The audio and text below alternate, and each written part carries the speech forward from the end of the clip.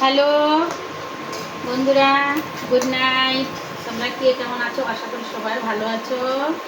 এই দেখো আমি রান্না করছি চিকেন। হ্যাঁ, চলে আসো। তোমরা কে কে খাবে? এই দেখো এখানে করছি তালের বড়া। কী কী দিয়েছি বলো তো বন্ধুরা?